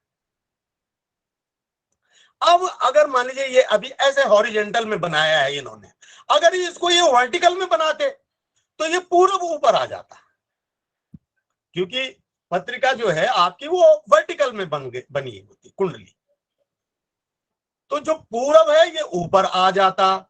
ये यहाँ सप्तम घर वो है जो वो शाम का समय है, सायंकाल, रात्रि होने वाली है, वो सायंकाल का है। ये पूर्व का है, उदय काल है, अस्त काल है, मध्य काल है, मध्यरात्रि काल है। ठीक है, आइए आप कुंडली पे आइए। अब ये देखा आपने कि जो पहला घर है इसमें जो लग्न की राशि होती है वो लग्न की राशि रखी जाती है। मान लीजिए इस समय, अभी के लिए, अभी जो है अभी का टाइम, अभी का वो लेते हैं, मान लीजिए हम जुलाई और अगस्त, ये आज 7 अगस्त का अभी ये टाइम हो रहा है। क्या हो गया टाइम, 5:30 बजने वाले हैं। तो 5:30 है ना, मकर लग्न है इस समय। आप देखेंगे 4:13 पे मकर लग्न शुरू हुआ, तो यहां 10 की संख्या आ जाएगी। ये मकर लग्न, तो पहले घर में 10 का अंक आ जाएगा।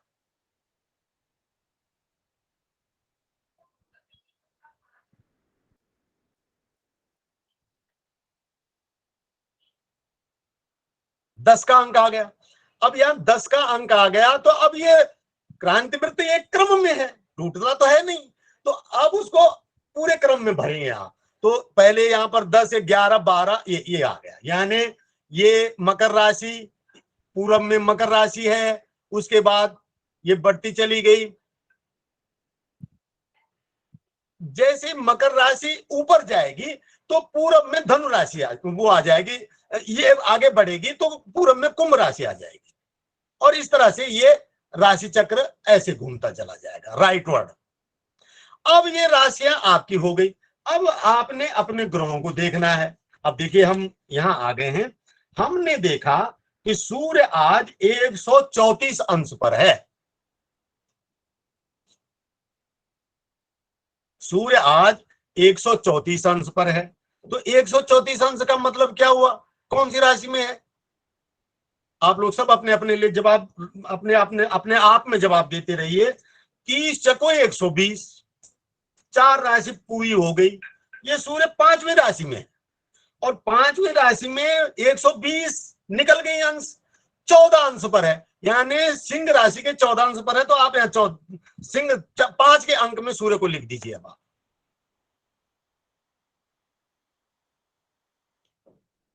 5 के अंक पे यहां सूर्य लिख दिया, ये सूर्य हो गया। अब देखिए इस समय सूर्य यहां आ गया, छठे घर में, वो 8वें घर में।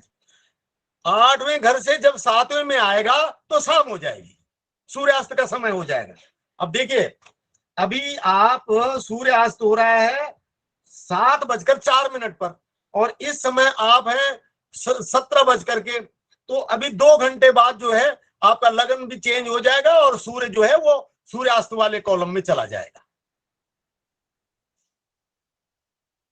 तो आपने कुंडली में 8वें घर में आपने सूर्य रख दिया, और इससे आपको ये दिखाई देने लग गया कि सूर्य कहां पर है, यानी सूर्य सूर्यास्त की तरफ बढ़ने वाला है, कुछ देर बाद सूर्यास्त होने वाला है, कुछ देर बाद सूर्यास्त होने वाला है। अब यहां पर हम आपको एक अलग से थोड़ा परिचय दे दें। आप कुंडली को दिखाइए, कुंडली पे आइए।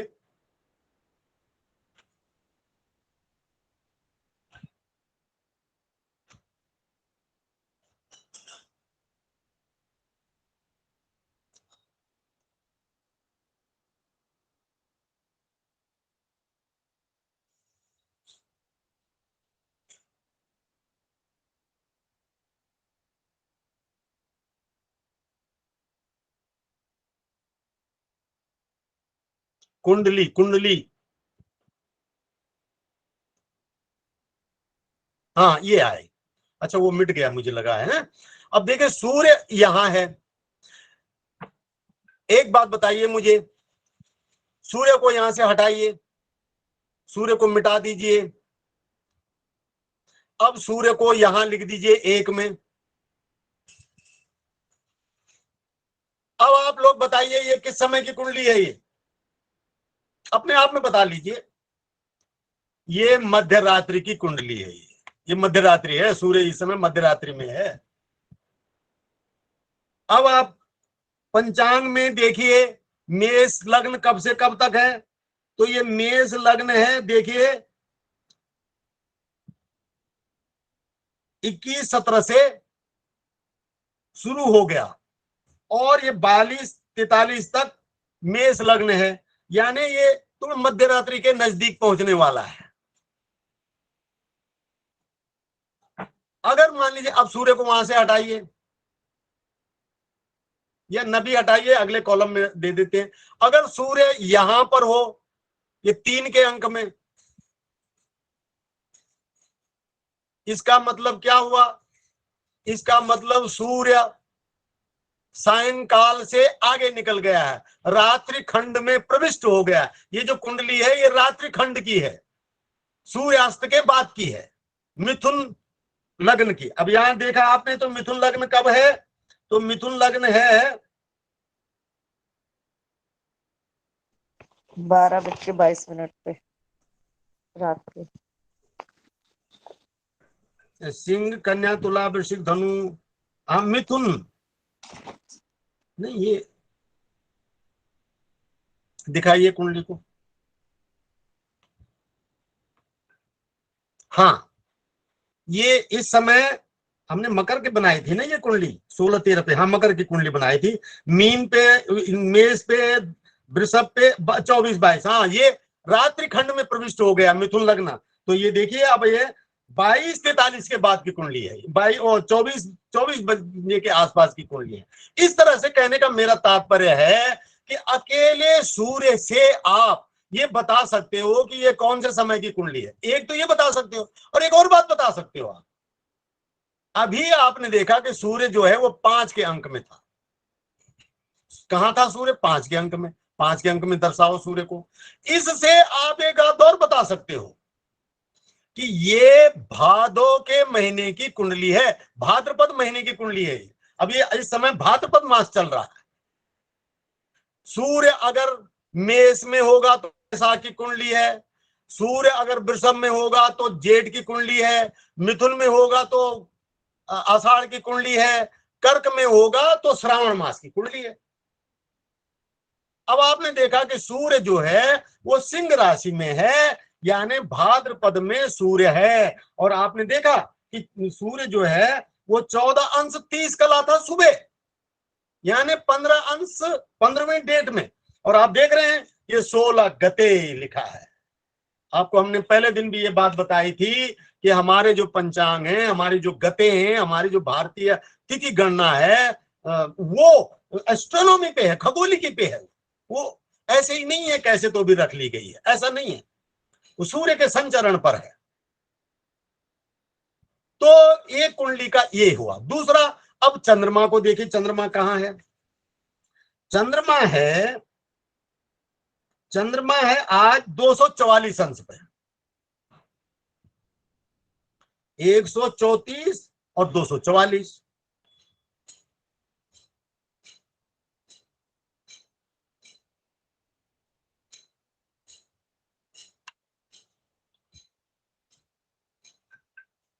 ये चंद्रमा है 244 पे, तो 244 माने 8-3-24 धनु राशि में, धनु राशि के 4 अंश पर था सवेरे।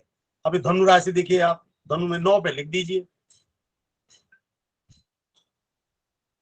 9 के अंक पे लिख दीजिए चंद्रमा को, 9 के अंक पे चंद्रमा लिख दिया ये।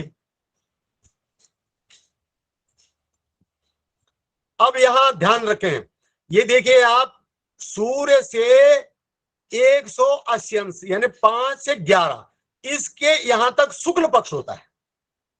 सूर्य से 180 अंश तक के विस्तार पर शुक्ल पक्ष होता है। अब ये 5 है, ये यहां है 9 और 5, 4 अंक हैं, 4 तियां 1, ये जो है 30, 1 2 3 4 5, 30 पंजे 150 अंश के भीतर है ये। और घटा के देखा उससे भी भीतर है, 4 का 4, 0 4 3 110 अंश।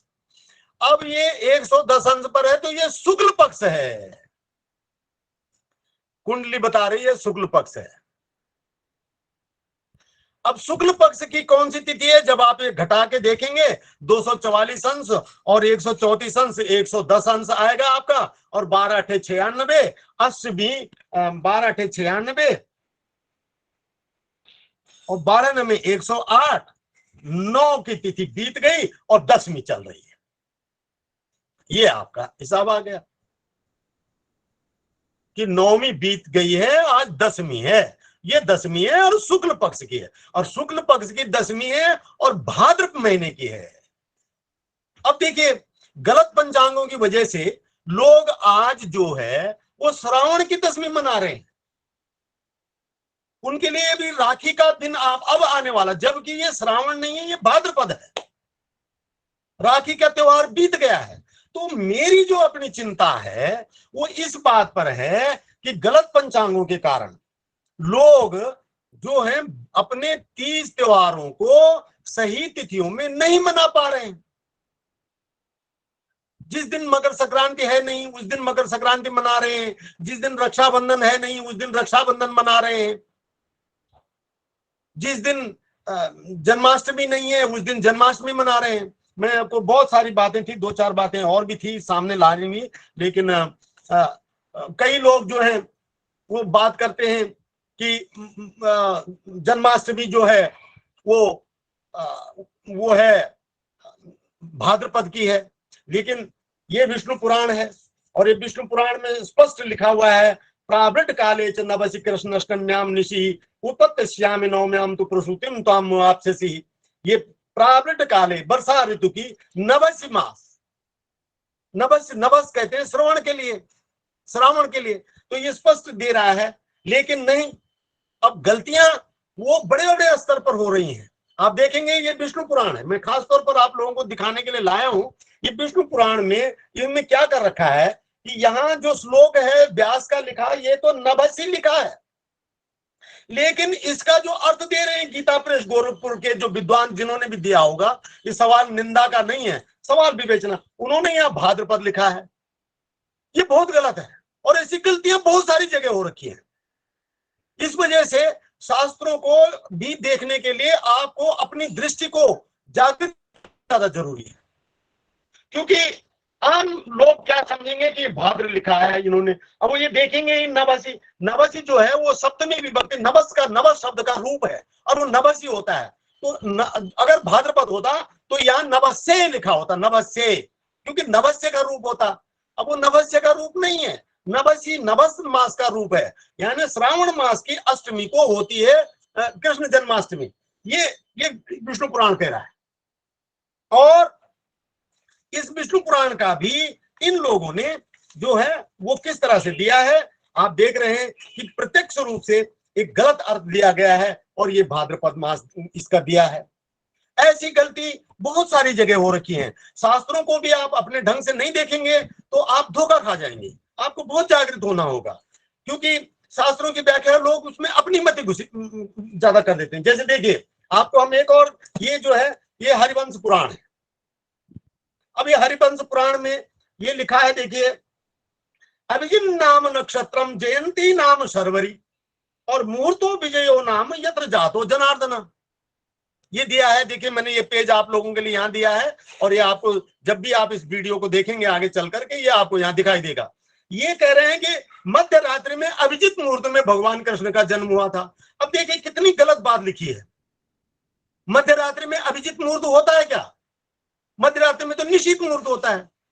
तो ये जो बातें हैं ये आपको बहुत गंभीरता से, एक नहीं बहुत सारी बातें हैं आपको ऐसी लेनी। बराहमीर ने भी एक जिक्र किया है, उन्होंने एक जगह योगों का जिक्र लिखा है और उसमें लिखा है, देखिए पूर्व शास्त्रानुसारेण मया वज्रादया कृता चतुर्थ भवने सूर्या ज्ञासितो भवता कथम। योगों की चर्चा की उन्होंने, तो उसमें लिख दिया कि सूर्य चतुर्थ स्थान में बुध, सूर्य से चतुर्थ स्थान में बुध और शुक्र हो तो ऐसा होता है। अब बाद में उनको ये गया कि ये तो मैं गलत लिख गया, सूर्य से चौथे स्थान में बुध और शुक्र हो ही कैसे सकते हैं। अभी आप कुंडली में इस बात को देखेंगे। अब आ जाइए कुंडली पर, ये 2-3 बातें हैं, ऐसी बहुत सारी बातें हैं, बहुत सारी बातें हैं ऐसी, पर उन सबको आपको पूरी व्याख्या नहीं दी जा सकती इस छोटे से समय में। अब आप कुंडली पर आ जाइए।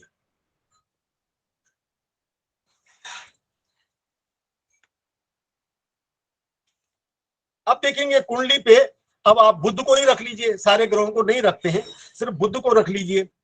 बुध जो है 154 अंश, 30 पंजे 150, 6 के अंक पे आया, ये 6 के अंक पे। या अब वो जो ब्राह्मीर ने जिसकी आलोचना की है, अपनी ही वो आलोचना की है, वो कह रहे हैं बुध सूर्य से चौथे घर में यानी वृश्चिक राशि में। अब सूर्य चौथे घर में, सूर्य से चौथे घर में बुध हो ही नहीं सकता। यानी अगर आपके सामने कुंडली रखी जाए और उस कुंडली में सूर्य से 5वें घर में, 6ठे घर में, 7वें घर में अगर कोई बुध लिख दे, मंगल लिख दे, तो आप तुरंत समझ जाएंगे कि ये कुंडली गलत है, क्योंकि इस स्थिति में ग्रह हो ही नहीं सकते हैं। तो कुल मिलाकर के मैं ये कहने जा रहा था आपसे कि इसका एक तकनीकी ढंग है, और ये तकनीकी ढंग जो है, इसका मूल उद्देश्य काल को रिकॉर्ड रखना है, काल को एक लिखित रूप में, एक उसके प्रामाणिक रूप से नोट करने का ढंग है कुंडली। आप देखेंगे, अभी आपको हम ये कुंडली देते हैं, और देखिए ये कुंडली हमने बनाई है। अब आप इस पर आइए, 23 ये, हाँ, जो कुंडली और ये है, देखिए ये कुंडली है आपके सामने, इसको जरा हम बीच में ले आओ। ये कुंडली है, देखिए। अब देखिए इस कुंडली में हम ये देखना चाहेंगे कि ये कुंडली कब की है। तो कुंडली को जब भी उसका काल देखना हो तो सबसे पहले शनि देखा जाता है। देखिए शनि देता है हमें 2.5 साल की माप, बृहस्पति देता है 1 साल की माप, सूर्य देता है 1 महीने की माप, सूर्य चंद्र देते हैं हमको 15 दिन की माप, और लग्न देता है हमको उस समय की माप। तो जब आपने ये देखा तो इस कुंडली में क्या है, शनि धनु में है, शनि धनु राशि में है। तो आप ये समझ जाएंगे कि ये कुंडली, अब आप देखेंगे तो अब आप जब प्लैनेटरी रिकॉर्ड को देखेंगे तो आपको ये दिखेगा कि शनि धनु में कब कब था। तो अभी इसमें हमको पता लगा कि शनि जो है धनु में ये कब से था। ये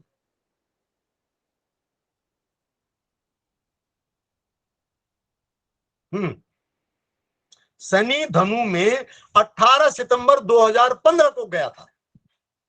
तो ये कुंडली 18 सितंबर 2015 के बाद की होनी चाहिए। अब हम आए बृहस्पति पे। बृहस्पति है 5वें के अंक पे। अब बृहस्पति 5 में कब था, तो पता लगा 2014 और 15 में था।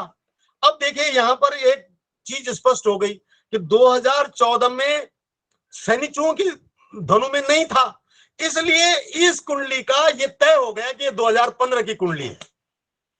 ये तय हो गया 2015 की कुंडली है। अब इस 2015 की कुंडली में हमने देखा कि सूर्य कहां है, तो पता लगा कि सूर्य 1 के अंक में। अब सूर्य जब 1 के अंक में हुआ तो ये पता लगा कि सूर्य जो है वो बैसाख महीने में था। तो ये 2015 के बैसाख महीने की कुंडली है, सोलार बैसाख 1 में है। अब आप ये देखेंगे कि सूर्य जो है वो 1-2 अंश पर है, और चंद्रमा जो है वो है 44 अंश पे। तो 44 अंश और 2 अंश यानी 42, और सूर्य चूंकि राइट हैंड, चंद्रमा राइट हैंड में है, बिल्कुल नजदीकी है, तो ये शुक्ल पक्ष की कुंडली है। और शुक्ल पक्ष में 44 में से 2 घटाए तो 42 आए। अब इसमें आपने 12 का भाग दिया तो 12 3 36, 3 तिथियां बीत चुकी हैं और चौथी तिथि चल रही है। ये जो है शुक्ल पक्ष की चतुर्थी है। अब आपको इतनी चीजें स्पष्ट हो गई। कि ये किस साल की है, किस महीने की है, किस तिथि की है, ये सारी बातें आपको पता लग गई।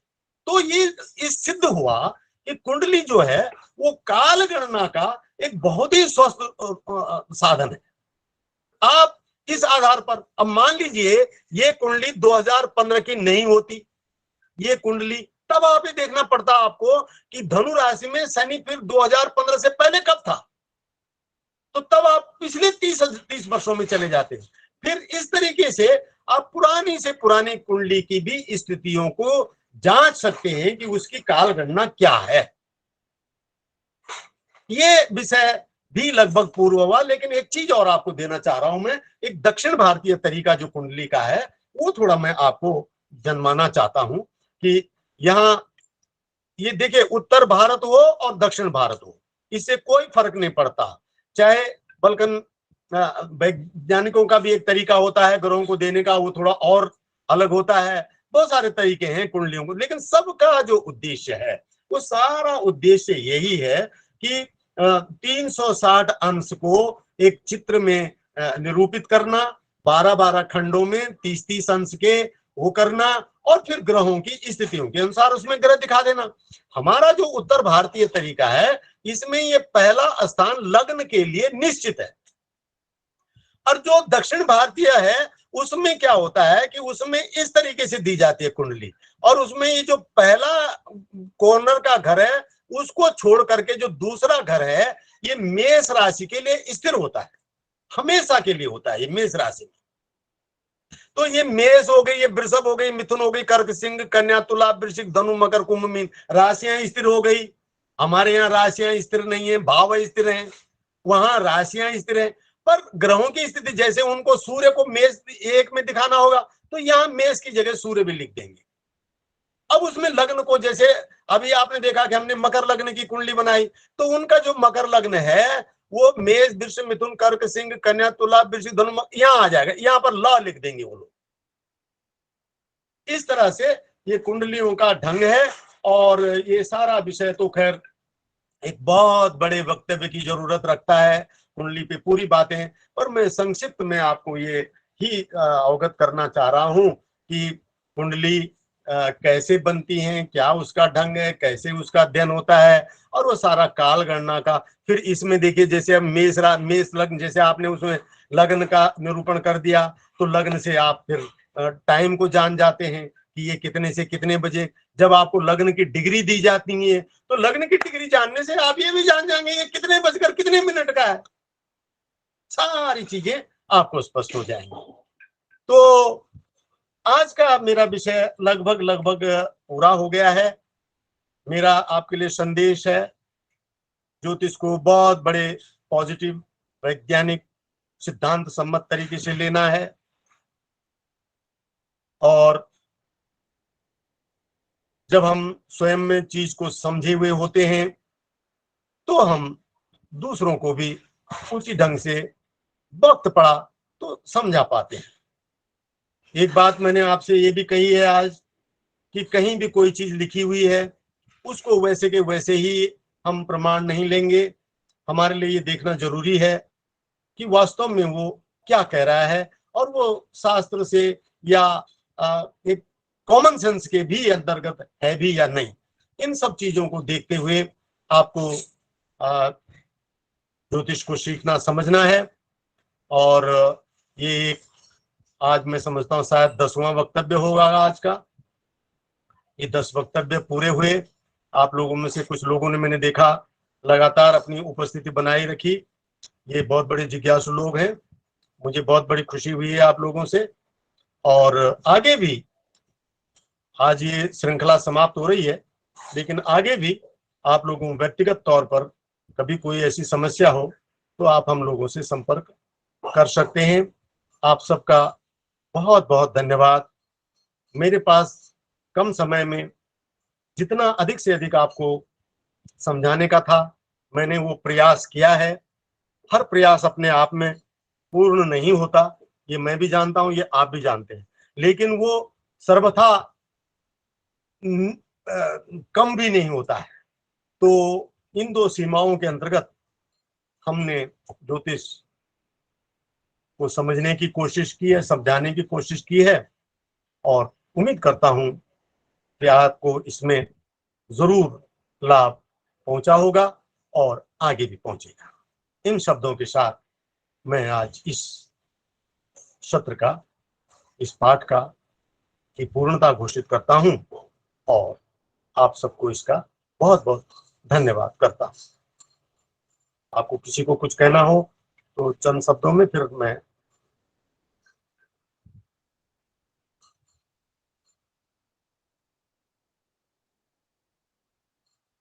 आइए ओमकार का उच्चारण करते हुए आप पूर्ण करें। ओम।